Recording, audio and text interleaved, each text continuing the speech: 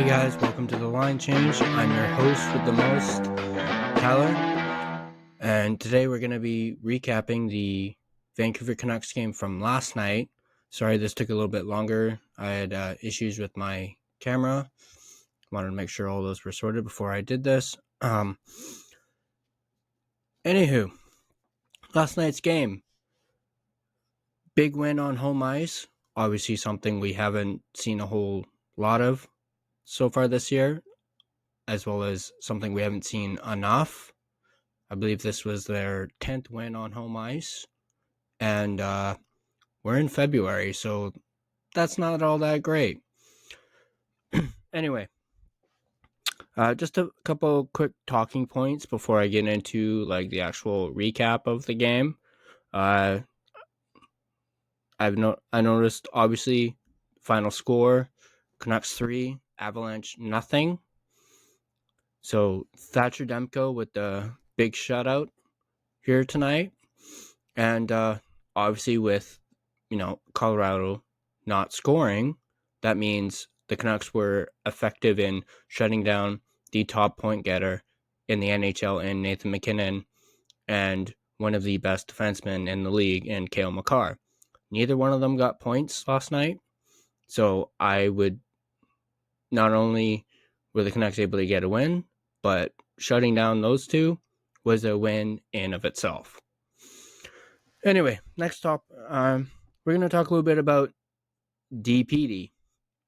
I really liked what I saw from him during the game. His defensive play, I think he's been incredible the few games that we've had him in. He's shown some speed. He's shown some grit, especially during this game against Colorado. He almost dropped the gloves with somebody, and he wasn't afraid to do it, despite him being a rookie. So kudos to him for that, showing that tenacity, showing that he's tough. And overall, I've just really liked his play, in the lineup. And I think he should remain in the lineup going forward. He keeps on impressing. Keep him in the lineup. Next point. Speaking of speed, I really like the speed from the Canucks in the game last night. Just like watching it and seeing how fast they were and how fast paced it was, something we're not used to seeing this year. They've really struggled to get the puck up the ice and through, as like what Tocchet likes to refer to as the guts of the ice.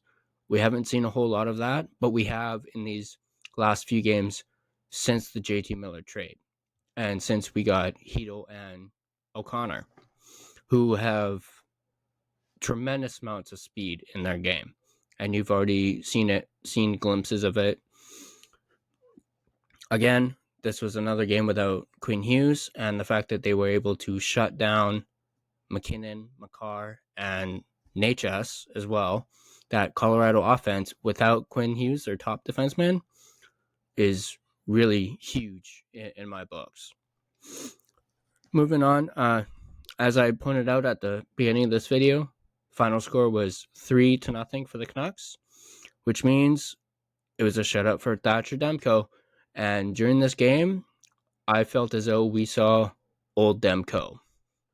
And now by me saying that, it was a return to form for Thatcher Demko. This was the Thatcher Demko that we saw last season, who is a Vezina finalist. And I think this is also a good indicator that Thatcher is getting back to the way he used to play, despite that injury that he suffered, and how it was just a completely different injury that anyone has ever seen before or ever dealt with before. And, it ended up not requiring surgery. It wasn't something that surgery could fix. He literally has to learn how to play with it for the rest of his career, which, isn't easy. Next topic, we're going to quickly discuss a different PD, not Marcus, but EP40. And I kept a close eye on him when he was on the ice, as he's not hard to miss, on the ice. And I noticed, I thought he played okay last night. He wasn't much of a difference maker offensively, obviously, but I did notice him passing the puck around and trying to get, there were some chances. I believe he fed Besser. I think it was in the third period that Besser whiffed on. But I did notice in particular, I believe it was a couple of the power plays, PD was hesitant to shoot when he had a clear open lane to shoot. And instead he decided he wanted to pass it. What I say to that is stop doing that. Just shoot the puck on net. Yes, you may see somebody open, but it's okay to just, if you see a chance, shoot the puck and see what happens. I just feel as though he needs to shoot a lot more. He's had a reluctance to shoot recently, and so far this season, he hasn't been as dialed in as a shooter as he has in years past. And I feel as though that's really, taking his game down a peg or two. I don't know if it's injuries or what, but he seems to have a reluctance to shoot the puck. And the few times that he has so far this year, from what I've seen, he scored. So if you want to start, silencing the doubters and those saying like, oh, PD's so soft, get rid of him. He needs to go too. If PD wants to shut all that up, start shooting the puck, and good things will happen. So those are just a few quick talking points I wanted to go over. Now I'm going to get into more of the stats from the game I have written down here. So the stats for last night's game: shots were 31-25 in the favor of the Canucks, which is nice to see, as for at least the beginning of the season, we were constantly getting outshot, and I'll admit, as a fan, it was getting frustrating. Seeing all these low shot games, and I think it really contributed to a lot of those losses earlier in the season, because we were getting outshot and we weren't capitalizing on those very few shots that we had, and it resulted in losses for us. Right here I have in the first period, Canucks were outshot 10-8 in the first period, which is not that terrible. It is what it is. You are facing a pretty darn good Colorado team. And then in the second period, Vancouver outshot the Avalanche 15-11. And then in the third, Vancouver outshot the Avalanche 8-4. Now that is huge right there. The fact that the Canucks limited the Avalanche to only 4 shots in the third period really contributed to this win last night as well. I mean, again, I bring back the point of shutting down the legs of McKinnon and Makar, and the fact they only got 4 shots in the third period. On top of that, I heard there was a 6-minute span where McKinnon wasn't even on the ice. And that obviously was around the time where Miles Wood was, getting called for every penalty underneath the sun, because he was, in my opinion, he was being a goon. And that resulted in McKinnon not playing for 6 whole minutes. So yeah, those were the shots. I'm going to quickly go over the highest time on ice for both teams. For the Colorado Avalanche, the highest player on that team that had the most ice time, Devon Toews at 33 minutes. So he played more than Cale Makar did, which is kind of baffling to me, because Cale Makar is their top D-man, and he played 3 minutes less than Devon Toews did.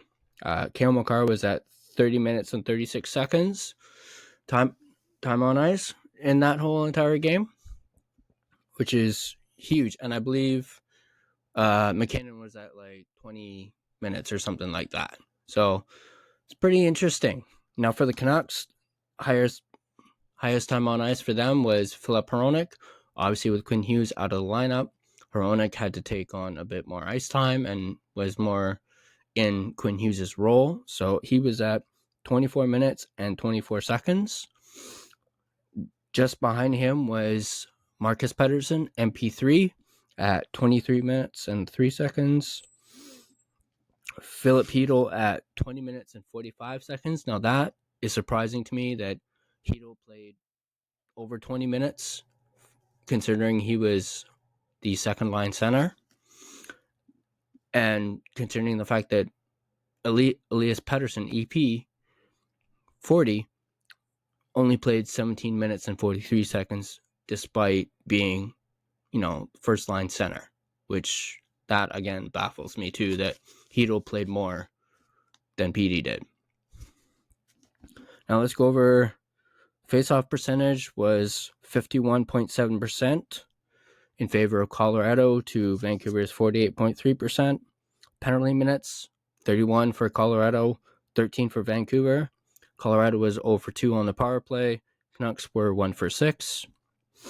Hits were 25 to 23 in favor of Vancouver.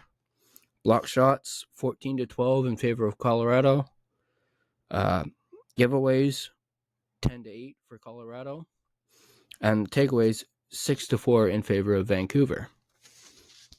Now, a nice little stat for you guys. Some of you may not know this. I'm assuming most of you would. But right now, the Canucks are 2-0 against the Avalanche so far this season. They've won both games against them. The first game was back on December 16th, a 3-1 win. So in 2 games, the Canucks have only allowed 1 goal against the Avalanche, and McKinnon has no points against the Canucks so far this season. Now, they have 1 more game left next month. I believe it's in Colorado, so we'll be looking forward to that. Now to the actual game itself without the stats. So, of course, first period, there were no goals between the two teams.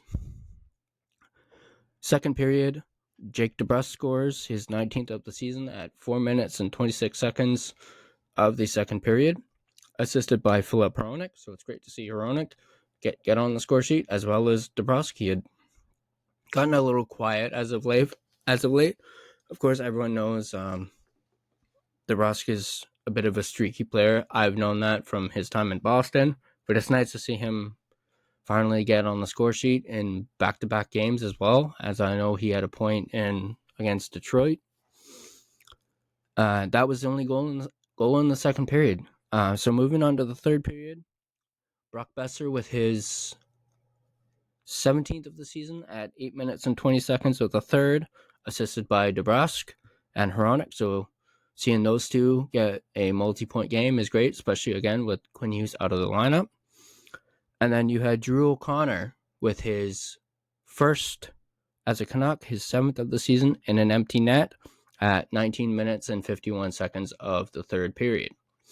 Assisted by Filip Chytil, who has now his second point as a Canuck after scoring the other night against Detroit, and Tyler Myers with his 14th assist of the season. And I just want to point out real quick, since Tyler Myers has come back from his suspension, he's been amazing. Like, he's been putting up points, and I believe, correct me if I'm wrong on this, but he's had more points than McDavid has since they've both returned from their suspensions, which to me is hilarious. Anyway, 3 stars of the game. First star was Thatcher Demko with 25 saves. Second star, Jake DeBrusk with a goal and an assist, 2 points. And the third star, Elias Pettersson DPD. So those were the 3 stars. Those were the three stars. And then I have some more ice times here I wrote down. McKinnon was actually 21 minutes and 45 seconds for McKinnon. And there's a few more for the Canucks. Marcus Pettersson, or I already mentioned that one. Tyler Myers at 20 minutes and 47 seconds, and then DPD at 13 minutes and 57 seconds. Now, I just want to go back to EP40 for a real quick sec. I mentioned his ice time was at 17 minutes and 43 seconds. He had one shot on goal, one hit, and that was it for EP40, which again brings me back to I feel as though he needs to shoot the puck more. He was 50.0% in the faceoff circle, which is 50-50, half. Hedl had 3 shots, 2 takeaways, and was 72.7% in the faceoff circle, which is incredible. The line combinations for that game, for those that weren't aware: first line, DeBrusk, EP40, and Besser. Second line, Joshua, Hedl, Garland. Third line, O'Connor, Suter, Sherwood. Fourth line, Höglander, Bluger, and Carlson. So yeah, there's your recap for the Canucks game last night. I may as well add on to this, include this into the video, since it's February 5th and I'm recording this pretty late. And an hour ago, it was announced that Marcus Pettersson has signed an extension with the Vancouver Canucks at 6 years, $5.5 million, which I think is a big win. As that was one question that everybody had after that trade took place, was, were they going to be able to re-sign Pettersson, concerning he was a UFA, and would that really judge on whether or not this was a good trade or not? They haven't re-signed Drew O'Connor, but I do believe, I have heard, through the Twitterverse, or through sources on Twitter, that is likely coming next week. So it'll be awesome to have both of them re-signed, this early on, and then that's one less thing the Canucks have to worry about, and then they can focus towards the trade deadline, which is a few weeks away. So that's going to do it for me. Hope you guys enjoyed the video. Like, subscribe, follow us on all social media platforms: Twitter, Facebook, Instagram, YouTube, you name it. Thanks again, guys, and I'll see you guys in the next video.